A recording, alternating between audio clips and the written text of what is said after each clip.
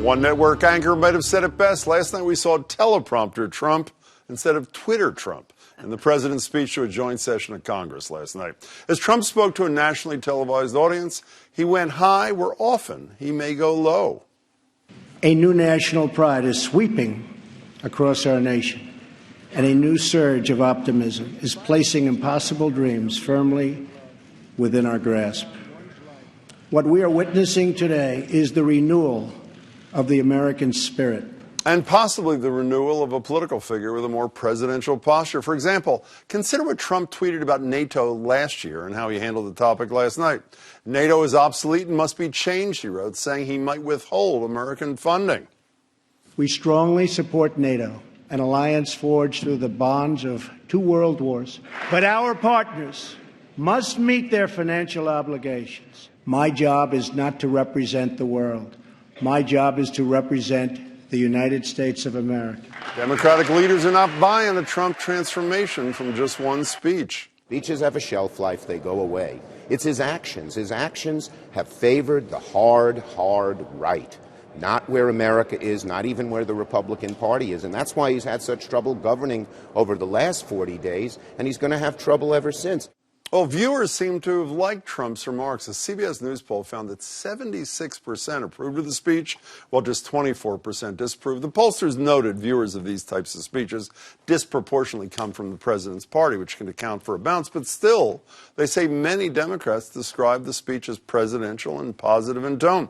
For more on the speech and where the country goes from here, I'm joined by State Representative Keiko Orrell, who was recently elected Massachusetts representative to the Republican National Committee. Congratulations on that. Thank you. Former Attorney General and partner at Foley Hoag, Martha Coakley. Nice to see you, Martha.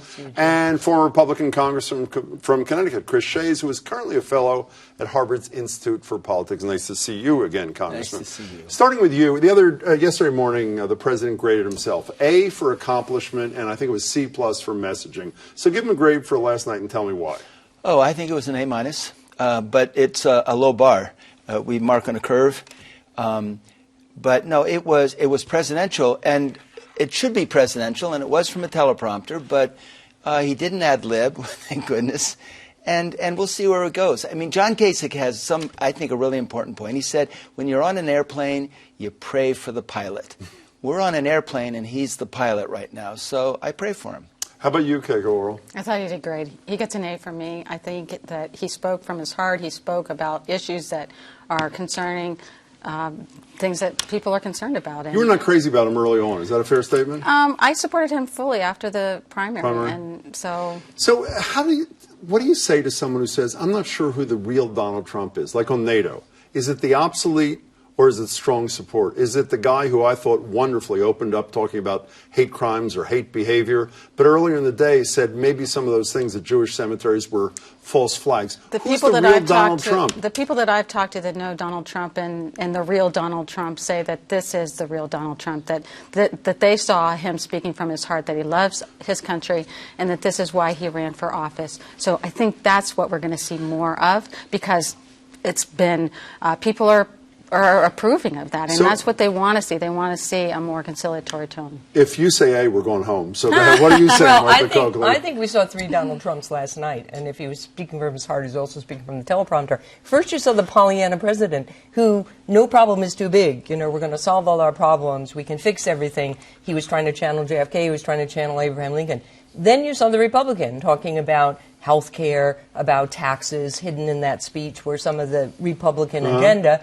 And then you saw glimpses of Donald J. Trump, you know. Like what? Oh, talking about the longest amount of applause that anybody had ever gotten. But he meant that. It was an awkward moment when he was paying tribute to it. No, it was an awkward point on what was a beautiful point, but he couldn't resist being himself, which is, this is big. But you left out, but you left out a fourth Donald Trump, a guy who was embracing democratic ideas, paid parental leave, and here he is on infrastructure, $1 trillion proposal. Here he is.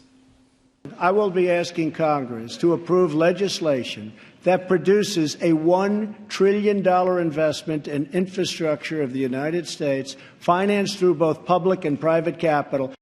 Isn't that like a Democratic clarion call There kind of were thing? key pieces in there that were designed to lure Democrats to think he gave a good speech. What's wrong with that? I totally agree with you. But the point is he going to do this? And Congress isn't going to do it. And is he going to be able to keep those promises he made last night? So I thought the speech was fine. He was civil. At one stage we said, who took Donald Trump? What happened to him? Who is this guy? But let's look at what he's able to do and what he just promises. And they said, well, I'm going to ask Congress to do this. I think he's understanding that many of the things he thought he could do, he can't do on his own. Will your former Republican Congress colleagues ever fund $1 trillion of infrastructure Well, I spending? was having fun looking at these guys, particularly Mitch McConnell, because at one point he looked like a mummy. He was like in total shock, thinking, I mean, it's one thing, yes, it will be easier to get it out of the House than out of the Senate, some of these proposals. Some of these proposals are very Democratic. I mean, the infrastructure bill, backing off trade. So, I mean, and they stood up, and my former colleagues were like giddy. And I think they were giddy just because he didn't screw up. You still want to give him an A-? I give him an A-. The speech was an A-. Okay. I give him an A. But let me just make this other point to you, though. We're talking about how he said it and what he said. How he said it was very good, and thank God. So you'd grade him differently on content? Is that what you're doing? Content. This was a more typical speech of any president. So let's stay on content for a minute. Here he is on something that matters to a lot of Americans on both sides of the aisle, the future of the Affordable Care Act. Here's the president. Action is not a choice, it is a necessity. So I am calling on all Democrats and Republicans in Congress to work with us to save Americans from this imploding Obamacare disaster. Here's my thesis. If Obamacare survives in a decent way like she'd like, it's because the right wing of the Republican Party in the House thinks that Donald Trump and Paul Ryan are not eviscerating it enough. Is that not a fair characterization? I think what's going to happen, if you really want this thing to work, they're going to improve Obamacare. They're not going to repeal it. Because if you because if you provide for pre-existing condition, which Republicans are going to do, you are going to have to force everyone to be a player. Otherwise, you can't pay for it. You mean, is he making you happy? No, exactly, because we had this in Massachusetts. It was Romney Care. Yeah. You have to have everybody in the pool so you can pay for it. The first thing he said was one of the key pieces of Obamacare. He's not going to do away with that. So how does he pay for it? And how does he fix this? And he's already recognized that health care is complicated. Right, but How does he pay for it? Why don't you ask a he's National giving the Republican flexibility Committeewoman? to our governors with Medicaid, and that's where we need to have the ability to have flexibility with the Affordable Care Act. By the way, I know, our but you still Republican need the governor's money not to so do it. crazy about this thing either. He wrote a long letter to Congress saying what his concerns were here. Right, but I think last night Donald Trump addressed that and saying that he's wanting to have the conversation. He's wanting people to come to the table, and we're going to have that, When you're done that with discussion. the conversation, it is going to be a fixed Obamacare. It's not going to be repeal and replace. It's going to be fixed, as it should have been fixed a long time ago. And just be called Trump care. Okay, let's go to immigration, obviously one of the hottest issues in the country. Here's the president on that. We want all Americans to succeed, but that can't happen in an environment of lawless chaos. We must restore integrity and the rule of law at our borders. And we will soon begin the construction of a great wall along our southern border. Okay, so you know what we didn't hear last night in that speech? What he was telling news anchors during the day yesterday, that he supported a path to legalization, not citizenship. It didn't appear in the speech, and a lot of them are saying it was a total scam. He just did it to soften up anchors and reporters.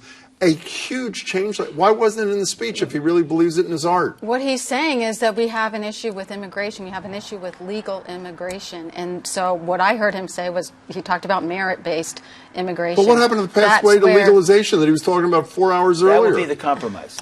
No, in the end, so what his people are saying is don't give in to legalization, because ultimately that'd be the compromise. That's how you bring the Democrats in. Nancy said she wants legalization with a path. Republicans say they don't want any legalization.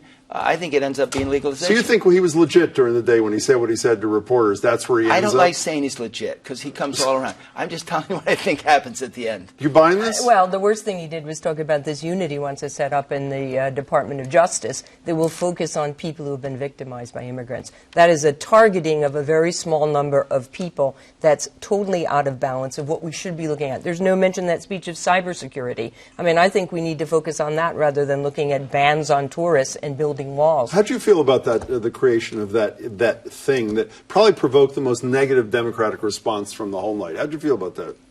I think he's hitting to the nerve where people in America want to be safe, and he's saying that the people of America matter to us, and that's what that program says. And I thought it was strange.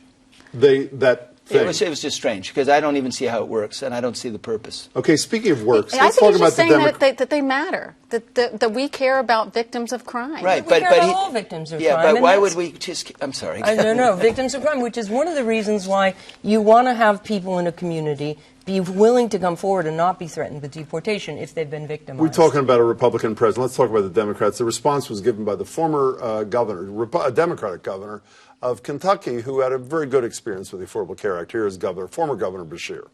I'm a proud Democrat, but first and foremost, I'm a proud Republican and Democrat and mostly American.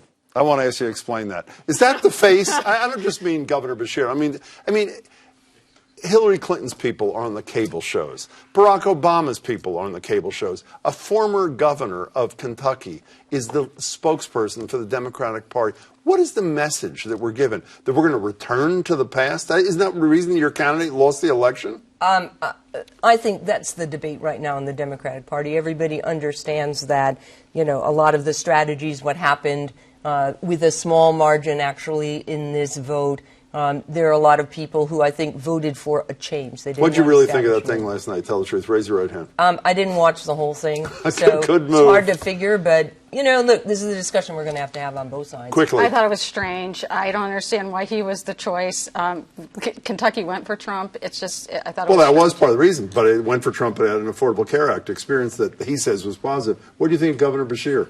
I thought it was different, but the bottom line was he's a coal guy, and I think they wanted to bring the coal guy in. Very fine point. Keiko, nice to see you, Representative. Jim, what? I have something for you. You have what? I have a small gift. Just Thank a small you. This gift. is actually, I've been trying to get one of these for months. I don't think you have one. Thank you so much. I actually have many. Thank you so much. Good Nice to to see see you. Martha Jim, as Coakley, always. Congressman, Thank great you to very see much. you. Your You want life to is borrow com- this or no? You got your own? No, Your life is now You're complete. fine.